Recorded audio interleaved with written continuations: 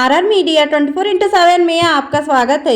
आज कलबुर्गी में 371 बेड वाले Shri Jayadeva institute of cardiovascular science and research hospital का उद्घाटन कर्नाटक के मुख्यमंत्री सिद्धरामैया और एआईसीसी अध्यक्ष मल्लिकार्जुन खड़गे ने किया।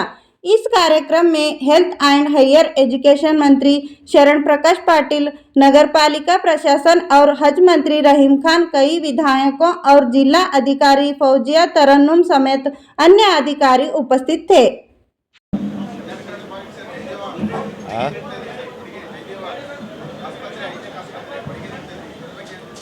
ಯಾವುದ್ರ ಬಗ್ಗೆ? ಜಯದೇವ ಆಸ್ಪತ್ರೆ ಸರ್. ಜಯದೇವ ಆಸ್ಪತ್ರೆ ಇವತ್ತು ಇಲ್ಲಿ ಒಂದು ಬ್ರಾಂಚನ್ನು ಓಪನ್ ಮಾಡಿದ್ದೀವಿ. ಅದು KKRDB ಹಣದಿಂದ ನಿರ್ಮಾಣ ಮಾಡಿದ್ದೀವಿ. ಅದರ ಉದ್ಘಾಟನೆ ಇವತ್ತು ಮೊನ್ನೆ ಖರ್ಗೆ ಅವರು, AICC ಪ್ರೆಸಿಡೆಂಟ್ ಖರ್ಗೆ ಅವರು, leader of the opposition Rajya Sabha ಅವರು ಬರ್ತಾ ಇದ್ದಾರೆ. ಮತ್ತು ನಾನು ಪ್ರಕಾಶ್ ಪಾಟೀಲ್, KKRDB ಚೇರ್ಮನ್, ಮತ್ತು ಈ ಭಾಗದ ಎಲ್ಲ MLAಗಳೆಲ್ಲ ಇರ್ತಾರೆ. MLC 371 ಹಾಸಿಗೆ ಆಸ್ಪತ್ರೆ. 371 ಹಾಸಿಗೆ ಆರ್ಟಿಕಲ್ 371Jನಲ್ಲಿ ಮಾಡಿರ್ತಕ್ಕಂಥ.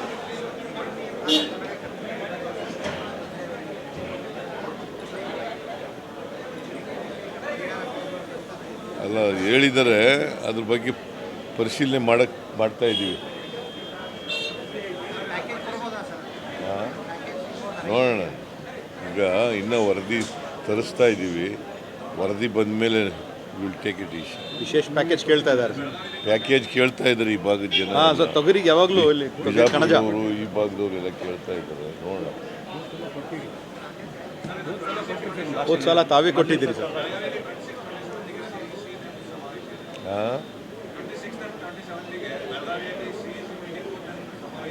26, 27 2 ದಿನಗಳು ಮಹಾತ್ಮ ಗಾಂಧೀಜಿಯವರು ಬೆಳಗಾವಿನಲ್ಲಿ ಅಧಿವೇಶನ, ಅವರ ಅಧ್ಯಕ್ಷತೆಯಲ್ಲಿ ಅಧಿವೇಶನ ನಡೆದಿತ್ತು. ಅದರ ಶತಮಾನೋತ್ಸವ ಆಚರಣೆ ಮಾಡ್ತಾ ಇದ್ದಾರೆ. 1924 ಇಸ್ವಿನಲ್ಲಿ ನಡೆದಿತ್ತು. ಈಗ 2024 ಇಸ್ವಿನಲ್ಲಿ ಅದನ್ನು ಮಾಡ್ತಾ ಇದ್ದೀವಿ. ಅವತ್ತು ಎಕ್ಸ್ಟೆಂಡೆಡ್ 26ನೇ ತಾರೀಕು 3 ಗಂಟೆಗೆ ಎಕ್ಸ್ಟೆಂಡೆಡ್ ವರ್ಕಿಂಗ್ ಕಮಿಟಿ ಮೀಟಿಂಗ್ ಇದೆ. ಅದರಲ್ಲಿ ಎಲ್ಲ ವರ್ಕಿಂಗ್ ಕಮಿಟಿ ಮೆಂಬರ್ಸು, MPಸು, CLP ಲೀಡರ್ಗಳು, ಕಾಂಗ್ರೆಸ್ ಪ್ರೆಸಿಡೆಂಟ್ಗಳು ಅವರೆಲ್ಲರೂ ಕೂಡ ಭಾಗವಹಿಸ್ತಾ ಇದ್ದಾರೆ. ಸೊ ಅದನ್ನು ಅರ್ಥಪೂರ್ಣವಾಗಿ, ಅದ್ಧೂರಿಯಾಗಿ ಮಾಡ್ತಾ ಇದ್ದೀವಿ. ನಂಬರ್ 1. ನಂಬರ್ 2, 27ನೇ ತಾರೀಕು ಮಹಾತ್ಮ ಗಾಂಧೀಜಿಯವರ ಪ್ರತಿಮೆಯನ್ನು ಅನಾವರಣಗೊಳಿಸ್ತಾ ಇದ್ದೀವಿ.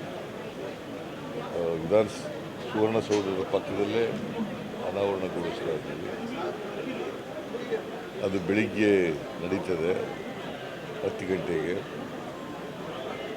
10:30, 11 ಗಂಟೆಗೆ ಲಂಚ್ ಮಾಡ್ಕೊಂಡು ಪಬ್ಲಿಕ್ ಫಂಕ್ಷನ್.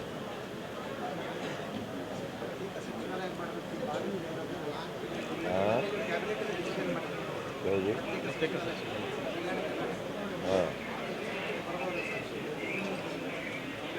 ನೋಡೋಣ, ನೋಡ್ತೀನಿ ನಾನು ಏನಾಗಿದೆ. ಸೆಪ್ಟೆಂಬರ್ 17ಗೆ ಸೆಪ್ಟೆಂಬರ್ 17ನೇ ತಾರೀಕಿಗೆ ಸೆಪ್ಟೆಂಬರ್ 17ನೇ ತಾರೀಕು ಹೇಳಿದ್ದೆ.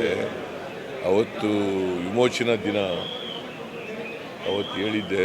ನಾನು ಏನಾಗಿದೆ ಅಂತ ನೋಡ್ತೀನಿ.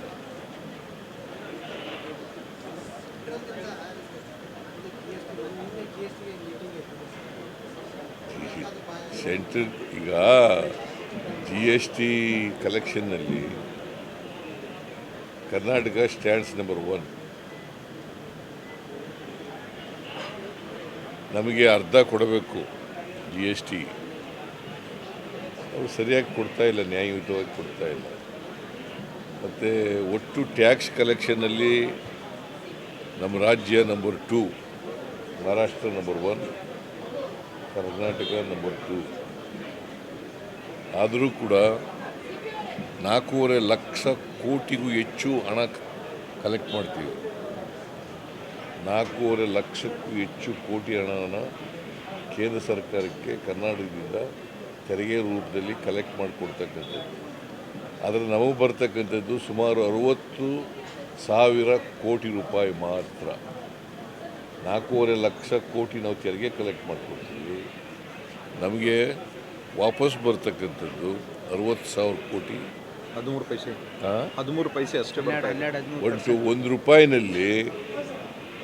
13 ಅಥವಾ 14 ಪೈಸೆ ಬರ್ತದೆ. 13ರಿಂದ 14 ಪೈಸೆ. ಇದು ನಮಗೆ ಅನ್ಯಾಯ ಆಗ್ತಾ ಇದೆ.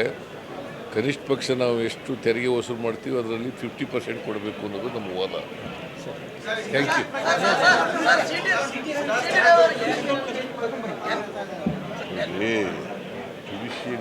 ಜುಡಿಷಿಯಲ್ ಎಂಕ್ವೈರಿ ಈಗ ಇನ್ವೆಸ್ಟಿಗೇಷನ್ ಮಾಡ್ತಾ ಇದ್ದೀವಿ. ಕ್ರಿಮಿನಲ್ ಅಫೆನ್ಸ್ ಅವರು ಜುಡಿಷಿಯಲ್ ಎಂಕ್ವೈರಿ ಮಾಡಬೇಕು ಅಂತ ಯಾಕೆ ಕೇಳ್ತಾ ಇದ್ದಾರೆ? ಅಲ್ಲಿ ವಿಡಿಯೋ ಆಡಿಯೋ ಕ್ಲಿಪ್ಪಿಂಗ್ಸ್ ಎಲ್ಲ ಅವರು ಅವಾಚ್ಯ ಶಬ್ದ ಬಳಸಿದ್ರು ಅಂತಕ್ಕಂಥದ್ದು ಇದೆ. ಅಲ್ಲಿ MLCಗಳು ಕೇಳಿದವರು ಜುಡಿಷಿಯಲ್ ಎಂಕ್ವೈರಿ ಮಾಡಬೇಕು. ಆಮೇಲೆ ಇವರು ಮಾತಾಡಿರೋದು ಸತ್ಯ. It amounts to criminal offence ಅಲ್ಲ.